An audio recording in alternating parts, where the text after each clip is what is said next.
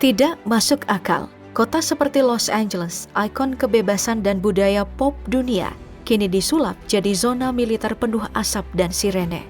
Trump kirim pasukan ke jalanan, seolah sedang melawan musuh negara. Padahal yang mereka hadapi, rakyat sendiri yang dianggap sebagai imigran gelap. Bukan sekadar kebijakan imigrasi, ini sudah berubah jadi teater kekuasaan yang mengerikan. Apa sebenarnya yang sedang dipertaruhkan di balik kerusuhan ini? Kebetulan? Atau skenario rahasia untuk menjatuhkan Trump lewat kerusuhan buatan? Tahan nafas dulu, karena semua ini baru permulaan. Inilah kebijakan kontroversial Trump yang memicu kerusuhan LA. Semua bermula dari Operation Homeland Sweep yang digelar awal Juni 2025 di Los Angeles. Menurut laporan BBC, Presiden Donald Trump telah merilis setidaknya 21 kebijakan imigrasi agresif untuk membersihkan Amerika Serikat dari migran ilegal. Salah satu yang paling kontroversial adalah pemberian wewenang penuh kepada DHS atau Departemen Keamanan Dalam Negeri dan otoritas keamanan lain untuk aktif menangkap individu yang hanya diduga tinggal di Amerika Serikat secara ilegal, bahkan tanpa adanya surat perintah resmi. Dalam kolaborasi antara ICE, FBI, dan DEA, aparat menyisir wilayah Glendale, Koreatown hingga South Central, daerah yang padat imigran Latin dan Asia. Dalam 48 jam, lebih dari 2.200 orang ditangkap dalam razia yang berlangsung cepat, diam-diam, dan seringkali disertai kekerasan. Trump menyebutnya sebagai langkah heroik melindungi Amerika dari ancaman asing. Tetapi rekaman warga berkata lain. Tersebar luas video anak-anak menangis saat orang tua mereka ditangkap dan penggerebekan brutal tanpa surat resmi yang sah. Banyak penangkapan dilakukan di tempat umum di luar sekolah, rumah sakit, hingga gereja.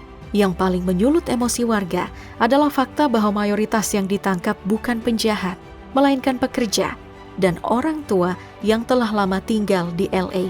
Robert Cohen, pakar sosial dari NYU, menyebut ini sebagai bentuk fantasi politik Trump yang memaksakan narasi bahwa imigran ilegal adalah sumber kriminalitas nasional. Kerusuhan pertama meledak di distrik Fashion pada 6 Juni ketika pekerja imigran ditangkap di luar gudang pakaian. Sejak itu, kemarahan menyebar ke Paramount, Compton, dan seluruh penjuru kota. LA pun mulai bergolak, dan apa yang tampak seperti operasi imigrasi berubah menjadi pemberontakan sosial berskala nasional. Puncak dari konflik ini bukan hanya pada penggerebekan imigrasi, melainkan pada pengambil alihan Satuan Garda Nasional California atau CalGuard oleh Trump yang dilakukan secara sepihak dan tanpa persetujuan Gubernur Gavin Newsom. Gubernur Newsom tidak tinggal diam. Bersama Jaksa Agung Rob Bonta, ia menggugat pemerintahan Trump dan Departemen Pertahanan atas tindakan yang dinilai melanggar Konstitusi Amerika Serikat dan menyalahi hak negara bagian untuk mengatur militernya sendiri. Bagi Newsom, ini bukan sekadar pelanggaran administratif, namun langkah menuju otoritarianisme karena Trump mencoba menjadikan militer sebagai alat politiknya, meneror warga negara sendiri, dan menginjak-injak prinsip demokrasi yang mereka junjung. Newsom menegaskan bahwa situasi di Los Angeles, meski tegang akibat penggerebekan ICE, tidak memenuhi syarat federalisasi militer. Tidak ada invasi, pemberontakan, atau ketidakmampuan pemerintah daerah dalam mengendalikan hukum. Ironisnya, sebagian besar protes telah mereda saat militer dikerahkan. Kehadiran pasukan malah memanaskan situasi dan memancing bentrokan.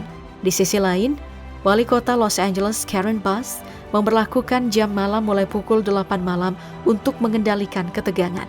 Ia menyatakan keprihatinan atas penangkapan besar-besaran terhadap imigran dan menegaskan bahwa penggerebekan semacam ini memicu ketakutan, bukannya menjaga keamanan. Puluhan wali kota dari berbagai distrik Los Angeles menyuarakan penolakan serupa. Kota Glendale mengambil langkah drastis dengan memutus kontrak kerjasama dengan ICE, yang selama ini menjadikan fasilitas lokal sebagai pusat penahanan imigran federal. Keputusan itu menurut pernyataan resmi kota mencerminkan nilai-nilai Glendale, transparansi, keselamatan publik, dan kepercayaan warga.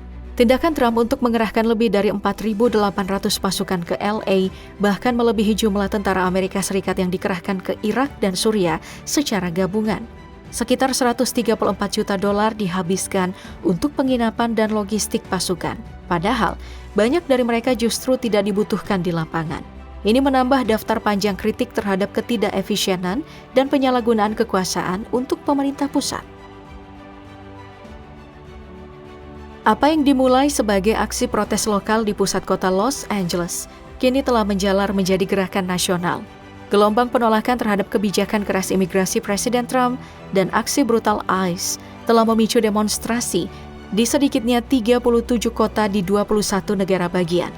Dari Chicago dan New York hingga Denver dan Atlanta, The Independent mencatat bahwa sebagian besar aksi berlangsung antara Senin hingga Rabu, dengan puncak ketegangan terjadi pada hari Kamis ketika pemerintah mengancam menasionalisasi pengiriman militer ke kota-kota besar. Los Angeles tetap menjadi epicentrum kerusuhan, memasuki hari ke-7 protes dengan lebih dari 400 orang ditangkap oleh LAPD, sementara 700 marinir bersiap diterjunkan. Wali kota Karen Bass memberlakukan jam malam berturut-turut setelah laporan penjarahan dan bentrokan meningkat. Namun, represi tidak terbatas di sana.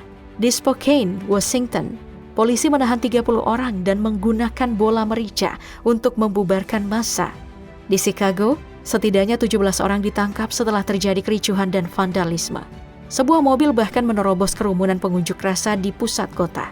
New York mencatat lebih dari 40 penangkapan setelah bentrokan di Trump Tower dan kantor ICE, sementara Denver mengerahkan gas dan asap untuk membubarkan kerumunan. Dari Aurora, Colorado hingga Brookhaven di Georgia, ribuan warga turun ke jalan, meneriakkan yel-yel dalam bahasa Inggris dan Spanyol, menuntut diakhirinya deportasi massal. Di tengah panasnya protes, lebih dari 565 orang telah ditangkap secara nasional dan jam malam diberlakukan di berbagai kota. Ketika api protes kian membara di Los Angeles, bukan hanya warga sipil yang turun ke jalan. Krisis ini juga mengguncang fondasi politik Washington, memunculkan perdebatan sengit dan menyeret nama-nama besar dalam ranah legislatif dan industri teknologi. Mulai dari Senator Bernie Sanders, mantan penantang Trump di Pilpres kemarin, tampil lantang dalam menyikapi krisis Los Angeles. Baginya, ini bukan sekadar isu imigrasi atau unjuk rasa. Ia mengatakan yang sedang terjadi adalah hasrat Trump yang tak ada habisnya untuk menumpuk kekuasaan. Ia menegaskan bahwa pemanggilan Garda Nasional seharusnya merupakan kewenangan gubernur, bukan presiden. Dalam nada tajam, ia mengingatkan publik akan catatan Trump yang berulang kali melewati batas lembaga hukum dan demokrasi dan menyerukan untuk bersatu menentang otoritarianisme. Dari kubu Partai Republik, Senator moderat Susan Collins menyuarakan kekhawatiran senada. Ia menentang keputusan Presiden Trump mengerahkan marinir ke Los Angeles di tengah protes imigrasi. Ia mendukung pengerahan Garda Nasional sebagai langkah wajar, tetapi menolak pelibatan pasukan aktif untuk penegakan hukum domestik. Collins menilai pemerintah lokal harus menjadi ujung tombak respons, bukan militer pusat. Ia mengutuk kekerasan di LA, namun menyerukan kerjasama antara pemimpin daerah dan Garda Nasional. Sejumlah tokoh Demokrat bahkan menyerukan pemakzulan, dipimpin oleh Al Green yang menganggap Trump tidak layak lagi menjabat setelah 2 pemakzulan dan 34 hukum pidana. Meski desakan ini menguat, peluang pemakzulan kecil karena mayoritas Kongres dikuasai Partai Republik. Amandemen ke-25 juga tidak mungkin dipakai karena Wakil Presiden J.D. Vance dan kabinet tetap loyal. Meski protes meluas, tekanan publik belum cukup untuk memaksa pengunduran diri dan gugatan hukum hanya memperlambat kebijakan tanpa menyingkirkan Trump secara langsung. Di sisi lain, Vance berusaha menjaga kesetiaan kepada Trump meski menghadapi tekanan dari Elon Musk, mantan sekutu politiknya. Dalam sebuah podcast, Vance menyebut tuduhan Musk termasuk kaitan Trump dengan Epstein yang tidak membantu, sambil menekankan pentingnya kesatuan tim. Dan di tengah memanasnya konflik dan retaknya hubungan politik, Trump justru menambah ketegangan dengan mengklaim bahwa ada elemen asing yang mencoba mengganggu kedaulatan nasional melalui aksi-aksi protes di Los Angeles. Ia pun mengancam akan menerapkan undang-undang pemberontakan, sebuah langkah ekstrim yang memungkinkan pengerahan militer aktif untuk menangani kerusuhan sipil. Kebijakan ini memicu kemarahan publik, aksi hukum, dan jam malam yang memperparah suasana kota yang sudah mencekam. Di balik asap gas air mata dan barisan tentara, satu pertanyaan besar terus menggema. Benarkah ini demi menjaga ketertiban? Atau justru awal dari perpecahan yang lebih dalam? Bagaimana menurut kamu, Pop Gengs?